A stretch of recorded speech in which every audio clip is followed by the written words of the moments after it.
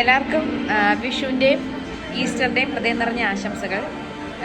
ഞാനും പിള്ളേരും കൂടെ ഇത് മുംബൈയിലെ ഒരു റെസ്റ്റോറൻറ്റിൽ ഭക്ഷണം കഴിക്കാൻ വന്നതാണ്. അപ്പോൾ ഞാൻ ഓർത്ത് പെട്ടെന്ന് ഈ വീഡിയോ എഡിറ്റ് ചെയ്യാനൊക്കെ കൊടുത്തു കഴിഞ്ഞാൽ അവർ കിട്ടുമ്പോൾ സമയമൊക്കെ ഇതൊക്കെ ഒരു തോന്നലാണ്. അപ്പോൾ പെട്ടെന്ന് പറഞ്ഞ് എടുത്തിട്ട് എനിക്ക് തന്നെ ഒരു വീഡിയോ ഇടാതെ പെട്ടെന്നൊരു തോന്നൽ.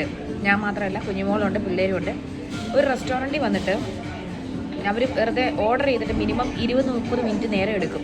പക്ഷെ അങ്ങനെ ഇരിക്കുമ്പോൾ പിള്ളേർ എന്ത് ചെയ്യും? അവർ ബോറടിക്കും. അങ്ങനെ ബോറടിക്കാതിരിക്കാൻ ഞാൻ ആദ്യമായിട്ടൊരു റെസ്റ്റോറൻറ്റിൽ അവർ ആക്ടിവിറ്റി അവർക്ക് കൊടുത്തേക്കുക.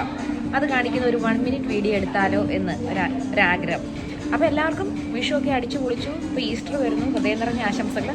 ഇങ്ങനത്തെ കുഞ്ഞു വീഡിയോ ഇഷ്ടമാണെങ്കിൽ 1 മിനിറ്റ് 2 മിനിറ്റ് വീഡിയോ എനിക്ക് തന്നെ അപ്ലോഡ് ചെയ്യാൻ പറ്റും. അത് ഇഷ്ടമാണെങ്കിൽ പറയണേ. അപ്പോൾ ഇടയ്ക്കിടയ്ക്ക് നമുക്ക് വീഡിയോയിലൂടെ കാണാം. അപ്പം ഇവരുടെ ആക്ടിവിറ്റി എന്താണെന്ന് നോക്കിയാലോ? കൺമണി ഹായ് പറ. എന്താ ചെയ്യണേ?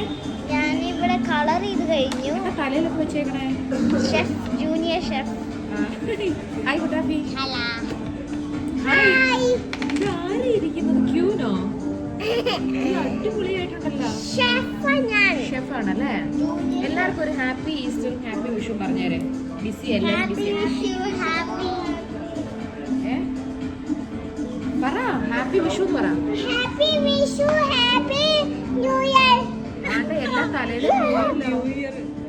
കിരീടം പോയി, ക്രൗൺ പോയി. ഇപ്പൊ എന്താ ചെയ്യുന്ന കുട്ടാപ്പി? ഈ ഗെയിമിനെ പറ്റി ഒന്ന് പറയോ? ഞാൻ വെറുതെ വേർഡ്സ് കണ്ടുപിടിക്കുക. ആണല്ലേ? ഓക്കെ, ബിസി ആണെങ്കിൽ ഓക്കെ, കുഴപ്പമില്ല.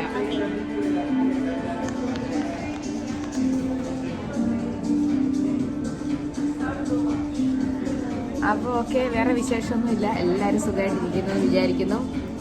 Bye bye. കുഞ്ഞു വീഡിയോ ഞാൻ എടുത്തു വെച്ചിട്ടുണ്ട്. അതും പറ്റുമെങ്കിൽ ഇടാട്ടോ. ഒരിക്കൽ കൂടി ഒരു വഴി പറഞ്ഞേരെ. ആര് പറയാ? ഇനിയിപ്പോ ഫുഡ് ഇങ്ങനെയുള്ള ആക്ടിവിറ്റി കൊടുത്താൽ പിള്ളേർക്ക് സമയം പോകും. പക്ഷെ ഫുഡ് വരുമ്പോൾ അവർ കഴിക്കുമോ എന്ന് നമുക്കൊരു സംശയമുണ്ട്. കഴിക്കുമോ?